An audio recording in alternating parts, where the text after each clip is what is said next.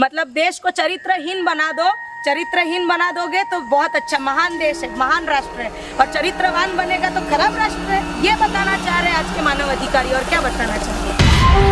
लोग तो ये सोच रहे हैं कि हमारे देश का प्रधानमंत्री हम चुन के ला रहे हैं, राष्ट्रपति हम चुन के ला रहे हैं, हमारी देश की जो गवर्नमेंट है वो हमारे हिसाब से चल रही है, पर वास्तविकता में ऐसा कुछ भी नहीं है। पूछो कि भाई क्या प्रॉब्लम है, आप इंडियन एविडेंस में क्यों नहीं बात करना चाहते? कांग्रेस वाले को बिठाओ, पूछो कि भाई ये बीजेपी अगर तो नहीं कर रही है तो भाई आप अपने राज्य में क्या कर रहे थे, अचार रख रहे थे।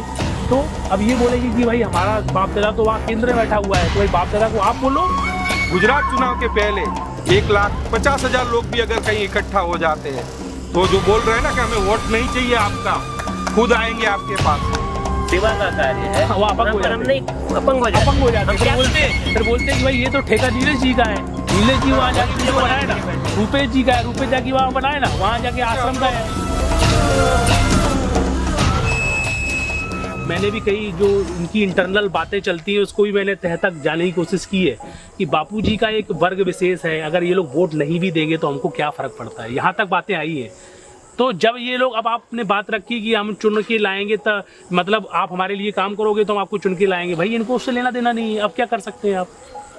देखिए, उनको अगर इस चीज़ से लेना देना नहीं है, उनको ऐसा है कि बापूजी के बच्चे अगर हमें वोट नहीं करें तो भी हम इस देश में आ जाएंगे, तो सीधी सी बात है कि वो उस सत्ता पे बैठ के उस सत्ता का दुरुपयोग कर रहे हैं, क्योंकि उसको पता है कि हमारा जो ये देश है, प्रधानमंत्री है, वो भी न्यू वर्ल्ड ऑर्डर के तहत ही चुन के आया है।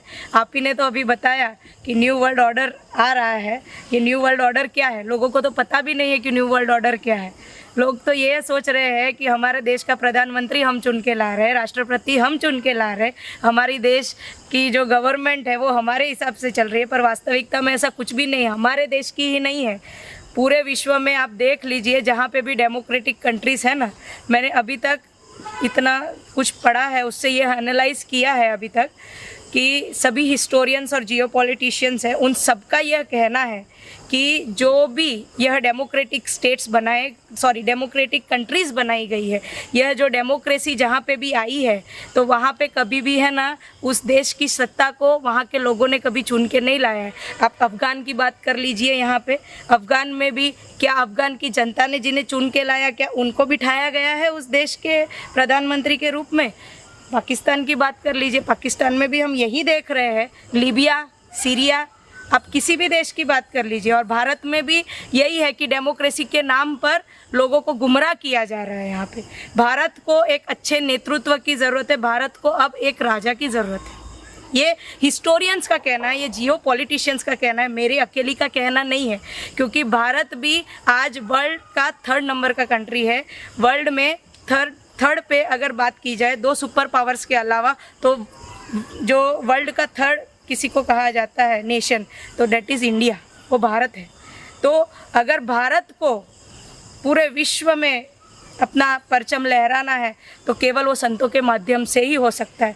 आज भारत जो बचा हुआ है ना, वो केवल संतों की वजह से बचा हुआ है। ये समझाना पड़ेगा नेताओं को। जो आपने बोला जी कि कुछ लोग बोल रहे हैं कि हमें कोई ज़रूरत नहीं है इनकी वोटों की, क्योंकि पिछले 9 सालों से देख रहे हैं कहीं कोई साधक इकट्ठा हुए नहीं, इस वजह से वो बोल रहे हैं। अगर इकट्ठा होते तो उनको भी पता चलता है कि हमको वोट चाहिए कि नहीं चाहिए। भाई बहन होना प्रीत, तो इन तमाम चीज़ों में भाई बहन होना प्रीत का भी सूत्र लग जाता है। तो वैसे नीलेश जी, मैं एक चीज़ और देख रहा हूँ कि जैसे कि आपने बोला, ये तो काफ़ी चीज़ें हैं। असल पे क्या होता है कि एक सहिष्णु विचारधारा ज़्यादा चोट कर जाती है। अगर यही सिलसिला किसी नेता के साथ होता, जैसे संत आसाराम जी आपके पास हुआ, तो अभी तो ईंट से ईंट बढ़ जाते। अब यहाँ सहिष्णुता का लाभ उठाया जा रहा है, ठोंक बजा के उठाया जा रहा है, डंके की चोट पर उठाया जा रहा है, लोग देख रहे हैं आराम से। अच्छा, यहाँ पर एक सवाल और आया कि न्यू वर्ल्ड ऑर्डर में, तो मैं अब ये भी देख रहा हूँ कि अब लोग इकट्ठे हों, तो आपको कहीं ऐसा नहीं लग रहा है कि इनके पास बहुत सारे अस्त्र हैं, मतलब दिमाग के अस्त्र हैं कि भाई सोशल डिस्टेंसिंग वगैरह वगैरह उसको तोड़े? तो क्या और ऑप्शन है आपके पास? उसके लिए भी एक ऑप्शन है ना, आप अपने जो सेवा कार्य है सोशल मीडिया पे आप एक्टिव हो जाओ। सब लोगों को एक साथ मिलकर आवाज़ उठानी है। ट्विटर है, फेसबुक है, हर जहाँ भी सोशल मीडिया प्लेटफॉर्म है उसमें एक जगह सब इकट्ठा होकर अपनी मांग रखे। वो लोग भले इकट्ठा नहीं होने दे रहे, लेकिन घर पे बैठकर आज एंड्रॉयड मोबाइल की बात करो तो हर किसी के पास एंड्रॉयड मोबाइल होता ही है। तो एक सोशल मीडिया प्लेटफॉर्म है दूसरा ऑप्शन। बाकी पहला ऑप्शन तो यही है कि इकट्ठा हो, तब उन लोगों को पता चले कि वास्तव में वोट की जरूरत है कि नहीं है उन लोगों को। मुकेश जी, मैं आपके पास आने चाहता था कि जैसे मैं बताया जमीनी लेवल की कुछ बातें की थी जो चर्चा चल रहा है उसी विषय पर काफ़ी सोचने के बाद भी ये चीज़ हर व्यक्ति के सामने आता है कि हम जो कुछ भी सारी सेवाओं की बात है, कि हम संगठन की बात है, एक जगह इकट्ठे होने की बात है, इन सब के मूल में क्या है? मूल में देखा जाए तो उनकी जो इच्छा शक्ति है, दृढ़ संकल्प है, वो चीज़ है। पर आज तक सुप्रचार का रूप है, क्रांति का रूप नहीं लिया गया है। हमारे जो भी सेवा कार्यों को ले लें और हम जो भी काम हमको करना है, यदि दृढ़ इच्छा शक्ति के साथ में यदि उसको क्रांतिकारी रूप देना है तो हमको क्षेत्रीय स्तर पर उसको कार्य में लेके जाना पड़ेगा। वो क्रांति गली गली से, गांव गांव से जगानी पड़ेगी। और वो क्रांति हम कैसे जगा सकते हैं?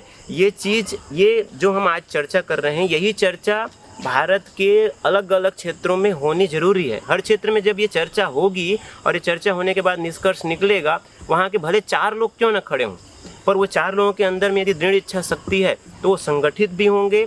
और वो उस जब क्षेत्रीय स्तर में संगठन तैयार करेंगे तो सीधी सी बात है कि नेटवर्क उनका मजबूत तैयार हो जाएगा।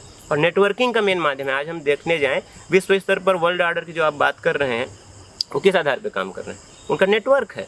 वही नेटवर्क हमारे पास नहीं है। यदि हम वो नेटवर्क बना लेंगे तो सीधी सी बात है, हम अपने जमीन लेवल में जाना है। जैसे कि मैं एक बात रखना चाहूँगा, भले एक साथ एक जगह पूरे भारत के साधक इकट्ठा ना हो, लेकिन छोटे छोटे कस्बे, मतलब जैसे वापी है, अहमदाबाद है, गुजरात के अमुक क्षेत्र के लोग एक जगह इकट्ठा हो, फिर वो संगठन बने, उसके बाद फिर आप दूसरी जगह, मतलब एक साथ फिर भारत भर के लोग इकट्ठा हो। मैं एक और बात इसमें कहना चाहूँगी। देखिए, हम बोलते हैं कि साधक लोग इकट्ठा हो, पर पहले तो साधकों में ही यह इच्छा जागृत होनी चाहिए कि हमारे को इमरजेंसी टाइम पे अगर बुलाया जाए तो हम क्या रात को 2 बजे भी आश्रम की सेवा के लिए तैयार हैं? रात को 2 बजे एक फ़ोन आए, अगर किसी क्षेत्रीय एक व्यक्ति का, आपका जिम्मेदार कोई बंदा है उसका, आपको फ़ोन करे, आपको बुलाए, तो क्या आप चले जाओगे? ये भी तो हमारे अंदर अभी भी कमियां हैं कहीं ना कहीं। इस कमियों को भी हमें निकालना है, क्योंकि ये हमारे आपस की कमियां हैं। मैंने ये चीज़ बहुत देखा है। अगर हमें कोई कार्यक्रम करना है, बोलेंगे 10-15 दिन पहले बताना चाहिए ना, ये बताते हैं। तो अरे आज तो ऐसी स्थिति है, हमारे गुरुदेव अंदर है, हमको ये सोचना चाहिए कि एक फ़ोन आ गया ना तो हमको हाजिर हो जाना चाहिए। ये हर एक साधक, हर एक के अंदर ये चीज़ होनी चाहिए, हर एक व्यक्ति के अंदर ये होना चाहिए। क्योंकि अभी देख रहे हैं बाबा राम रहीम जी भी हल्लों पे बाहर आए, तो उसका भी एक रीज़न है। रीज़न ये था कि वहाँ एक जगह पर डेरे के अंदर उन्होंने 5 से 10 लाख लोग इकट्ठा किए थे। अभी एक मीडिया में भी वो न्यूज़ चली थी। मतलब तो जब तक प्रेशर नहीं बनाओगे आप, तब तक वो लोग हिलेंगे डुलेंगे नहीं। क्योंकि अभी पंजाब में चुनाव था, तो 5-10 लाख लोगों को देखकर उनको भी पता है कि अगर ये वोट चले गए हमारे से तो हमें दिक्कत आएगी। तो पर नीलेश भाई की बात को यहीं पर रोकना चाहूँगा।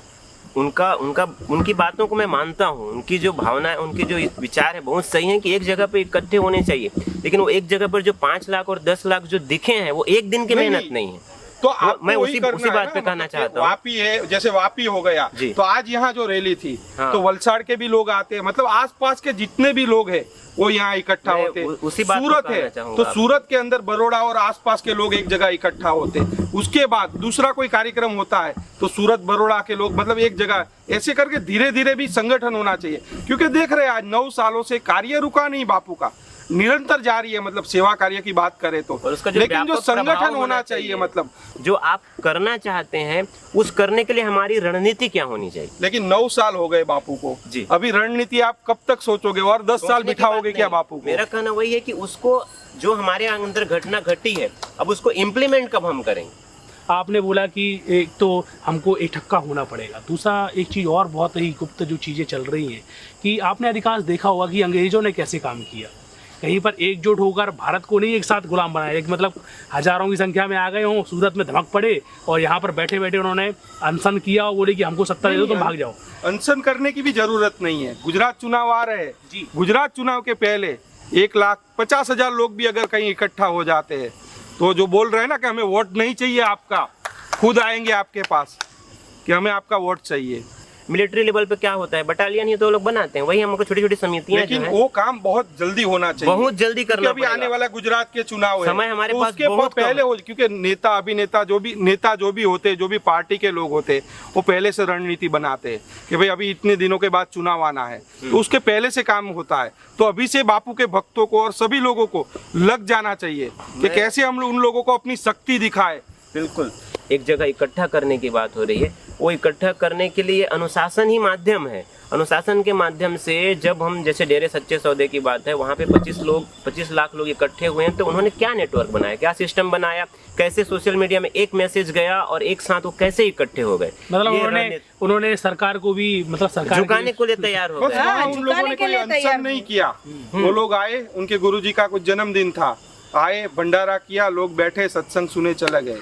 लेकिन आईबी के और अमुक गुप्त एजेंसियों के लोग रहते हैं, वो देखते हैं कि कितने लोग आए, क्या हो रहा है, तब जाके प्रेशर बनता है। तो गुजरात चुनाव आने वाला है, उसके पहले संगठित होकर उनको दिखाने चाहिए अपनी शक्ति को, बापू वह बाहर आएंगे। जी, विभूति जी के पास में जाता हूँ कि सबसे पहले तो आप ये देखिए, आप एक डॉक्टर हैं, और दूसरा है कि संत आसाराम जी बापू को भी आपने करीबी से देखा है, समझा है। बापूजी की उम्र आज 85 इयर्स है, आज उनको कितने सारे डिजीज़ है, फिर भी बापूजी को आज 9 साल से जेल में है, एक दिन भी बापूजी को बेल दी गई नहीं, बापूजी को एलोपैथिक दवाएं भी सूट नहीं कर रही है, फिर भी उनको ज़बरदस्ती उधर रखा गया है। तो उनको जो दवा सूट करती है वो उन्हें देनी चाहिए, पहुंचानी चाहिए, क्योंकि अगर उनको आयुर्वेदिक दवा पहले से वो ले रहे हैं, उनको वही दवा सूट करी है, फिर भी मतलब ज़बरदस्ती उनको अंदर रखा हुआ है, तो फिर। अच्छा, मैं थोड़ा सा आपसे और पूछना चाहता हूँ, मानव अधिकार के आपने पाठ पढ़े होंगे, सीरियल जी आपने भी पढ़े होंगे, तो यहाँ पर मानव अधिकार की पूरी बाट लगाना ऐसा नहीं दिखता। दूसरा कि विदेशों में तो बड़े बड़े मंत्रालय बने हैं मानव अधिकार के, यहाँ कहाँ चले गए कि एक संत के ऊपर इतने बड़े पैमाने देख रहे हैं कि नेता हो, अभिनेता हो, सबको देख रहे हैं, जमानत मिलती है, राहत मिलती है। अभी चारा घोटाले की बात करें, सजा हो गई तो बोले बीमार है, तो उनको बड़े अस्पताल में रख दिया गया क्योंकि वो बीमार है। लेकिन बापू की कंडीशन ऐसी थी बीच में, तो कोरोना काल में, कि एकदम सीरियस कंडीशन थी। आपने भी देखा होगा, बापू को जब स्ट्रेचर पे लाया गया था तो भी राहत नहीं। मतलब तो मानव अधिकार केवल दूसरों के, बापू के लिए बने ही नहीं है। मतलब आप तो पढ़े होंगे। अब MNC जो है हमारे देश में, MNCs, तो MNCO की दवा कौन लेता है? क्योंकि बापू के पास आने के बाद में दवाई लेने की भी ज़रूरत नहीं पड़ रही थी, तो MNC का मार्केट भी ठप हो रहा था।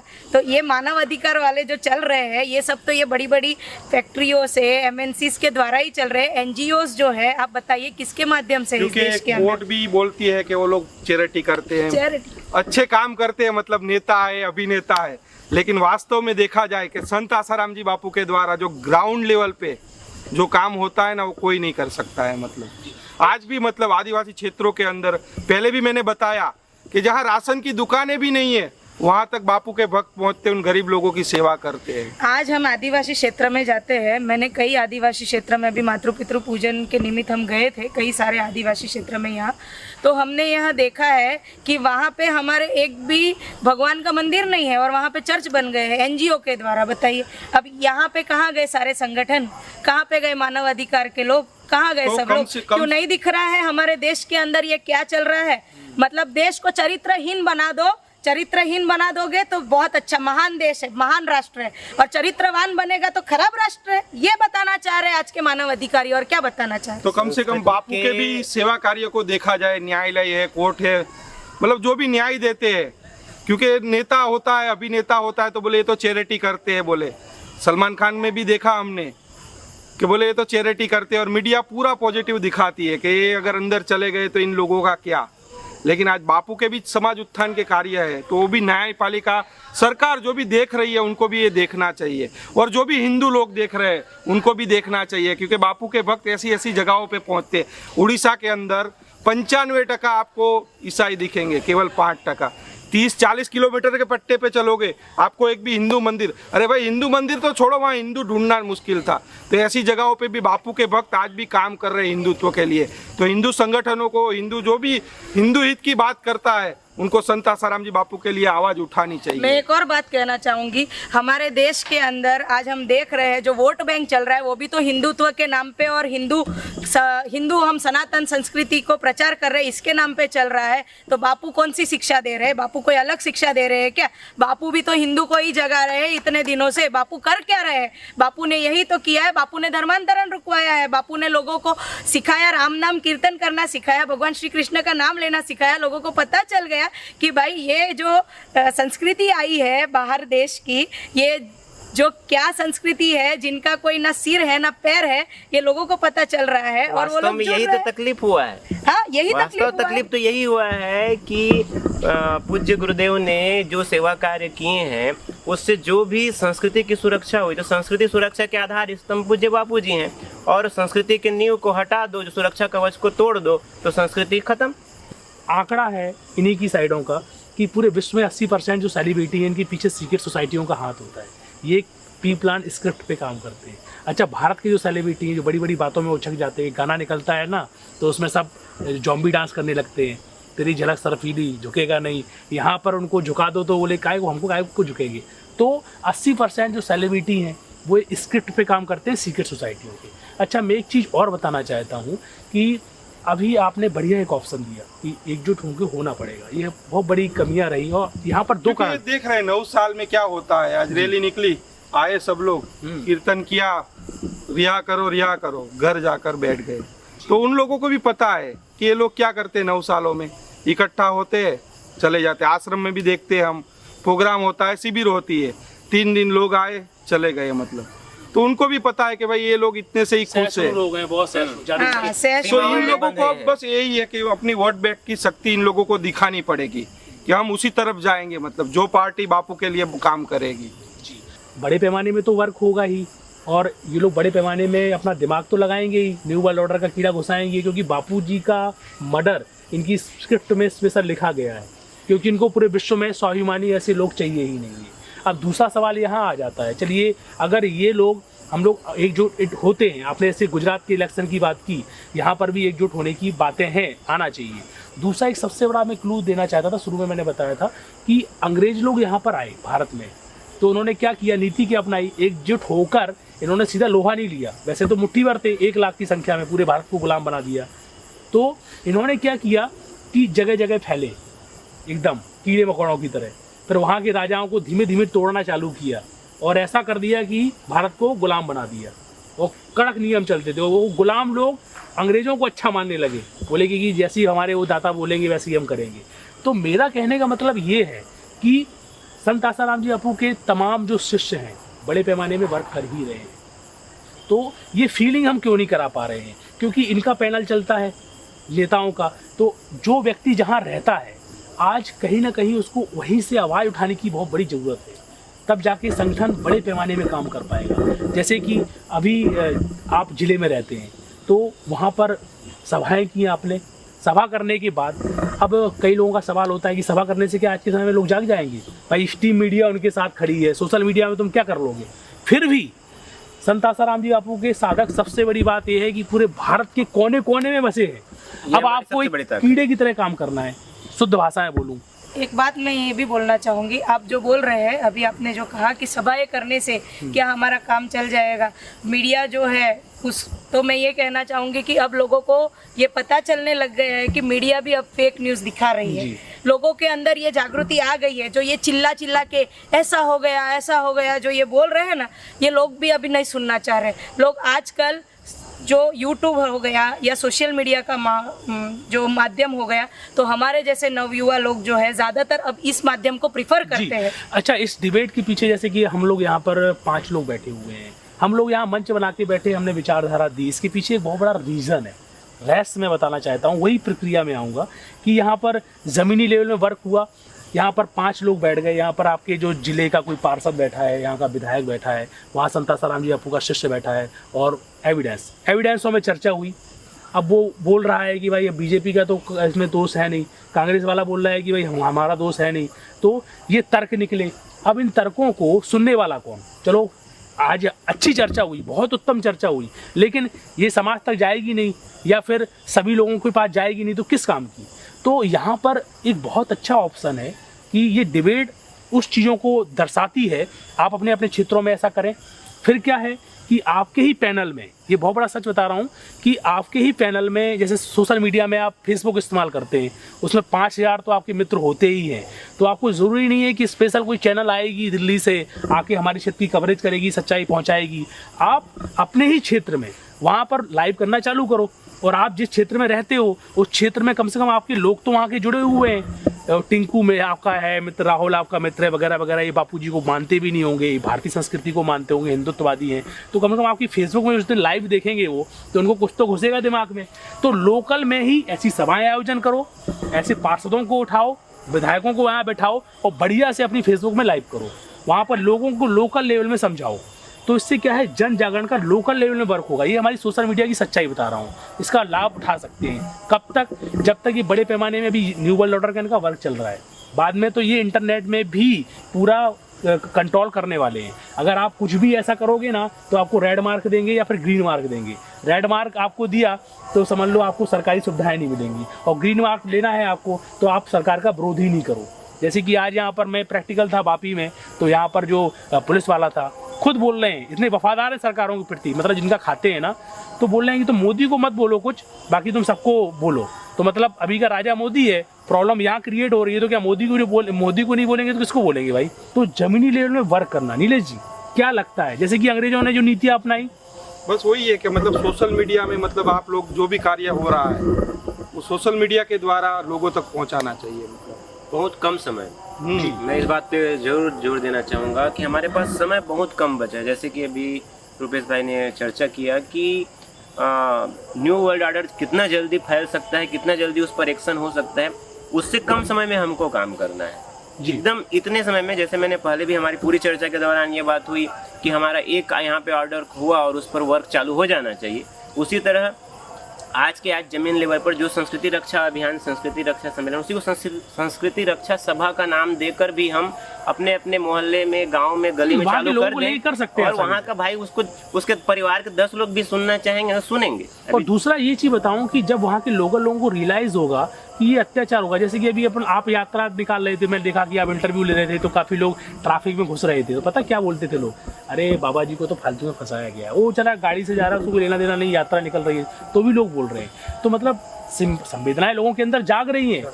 मीडिया की धतिंगबाजी का लोगों को पता चल रहा है, लेकिन इसे व्यापक करना है। मीडिया का ये असर है। मतलब सोशल मीडिया में जो अमुक लोग लगे हैं, जैसे आप हो, हमें बहुत सारे साधक लगे, तो जो सच्चाई है लोगों तक पहुंची है। मतलब भले मीडिया ने साथ नहीं दिया, लेकिन छोटे पैमाने पे भी हम लोगों ने जो काम किया वो दिख रहा है अभी। तो इसको बड़े पैमाने में और करने धीरे-धीरे करने की ये जरूरत छोटे है। पैमाने में जो हमने काम किया है, वही काम अभी हम जो आज महिला दिवस के रूप में देखो या कहीं पे भी, तो अब यह लोगों के अंदर जागरूक हो गया। जैसे आपने बोला ना कि रास्ते पे जाता हुआ व्यक्ति भी ये बोल रहा है कि बाबा को ऐसे ही फंसा दिया गया है, तो ये उसके अंदर ये तभी हुआ ना कि जब हम ऐसे छोटे छोटे कार्य करने लग गए। और एक और बात, जैसे आप बोल रहे हैं न्यू वर्ल्ड ऑर्डर और सीक्रेट सोसाइटी के बारे में, तो न्यू वर्ल्ड ऑर्डर और सीक्रेट सोसाइटी के बारे में ज़्यादातर हमारे देशवासियों को पता ही नहीं। कुछ 5 या 10% लोग हैं जिनको पता है कि न्यू वर्ल्ड ऑर्डर क्या है या तो फिर सीक्रेट सोसाइटीज़ क्या है। तो इसके बारे में भी हमें लोगों को जागरूक करना चाहिए, क्योंकि अभी लोगों को क्या लगता है कि बापू को फंसाने में केवल और केवल कांग्रेस का हाथ होगा या तो बीजेपी का हाथ होगा, पर ऐसा नहीं है। वास्तविकता में बापू को फंसाने में ये पूरा इंटरनेशनल षड्यंत्र है, क्योंकि बापू जो है वो हमारी संस्कृति के प्रति हमें जागरूक कराते हैं। और अगर एक बार हम हमारी संस्कृति के प्रति जागरूक हो गए तो हम चरित्रवान बन जाएंगे, और चरित्रवान बन गए तो इनका जो अश्लीलता फैलाने का जो मार्केट है, इनका जो न्यू वर्ल्ड ऑर्डर का मार्केट है कि हम ही कुछ परिवार मिलकर के पूरे विश्व पे राज करें, यह पॉसिबल नहीं हो पाएगा। और इसीलिए बापूजी को आज यह अंदर रखा गया है। ये सिर्फ और सिर्फ इंटरनेशनल जो कुछ घर हैं, कुछ ऐसे लोग हैं जो कई सालों से। अच्छा, कुछ बातें जैसे कि नीलेश जी, पहले क्या था कि स्ट्रीम मीडिया थी, तो उसमें कुछ सच्चाई वगैरह दिखाते थे, सोशल मीडिया थी नहीं। फिर देखा कि भ्रष्ट होती गई स्ट्रीम मीडिया टॉप लेवल में, तो फिर रास्ते बंद हो गए, तो फिर एक नया रास्ता खुला। देखो कितना भी कोई कपटी हो, षड्यंत्रकारी हो, एक रास्ता खोल के रख ही देता है। आज सोशल मीडिया का रास्ता खुला, कल के दिन इस रास्ते को भी ये लोग बंद कर देंगे, तब कोई नया रास्ता खुलेगा, हमको समझने में समय लगेगा। लेकिन मैं एक सबसे बड़ा सच आज आपको जो मंच में आप देख रहे हैं, ये कोई साधारण लोग नहीं बैठे हैं। जो नीलेश जी खुद अपने आप पे एक बहुत बड़े क्रांतिकारी हैं। आज इनके ऐसे क्रांतिकारी की आज हर जगह जगह आवश्यकता है। आपने सोशल मीडिया का सहारा लिया और अपनी विचारधारा को डंके की चोट में वहीं से आपने सबके सामने करके दिखाया। तो मैं वही बोलना चाहता था कि भाई आप अपंग नहीं हो। आप और हम जैसे और युवा मतलब जो ये वीडियो देख रहा है मतलब, तो वो लोग भी जागरूक हो जाए देश भर में।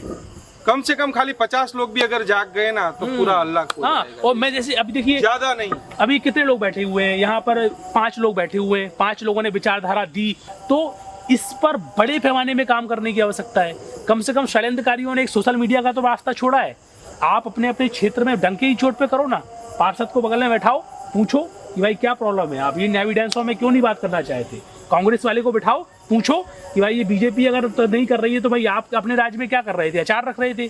तो अब ये बोलेंगे कि भाई हमारा बाप दादा तो वहाँ केंद्र में बैठा हुआ है, तो भाई बाप दादा को आप बोलो।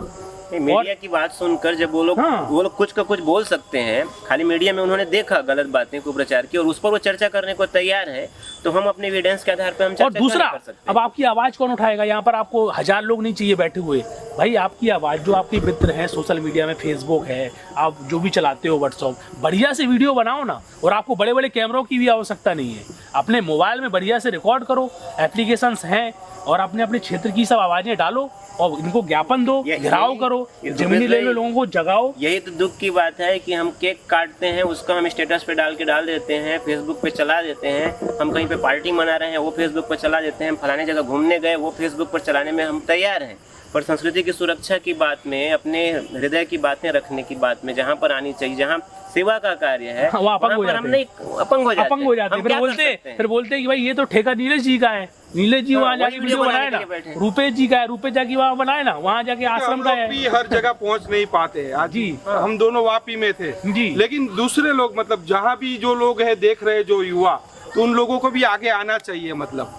और जो आगे नहीं आ सकते तो कम से कम ऐसे जो वीडियो है वो वीडियो अवश्य उन लोगों को शेयर करना चाहिए। जो जितना कर सकता है उतना तो करे। पिताजी ने इतना, क्योंकि जरूरी नहीं है कि रुपेश भाई का वीडियो है तो मैं शेयर नहीं करूंगा, या मेरा वीडियो, अगर बापू का कार्य हो रहा है, दुश्मन भी करता है ना, तो लोगों को आगे आकर वो मदद करनी चाहिए। चल सकते हैं उतना तो चलिए, आगे का रास्ता खुद खुलेगा।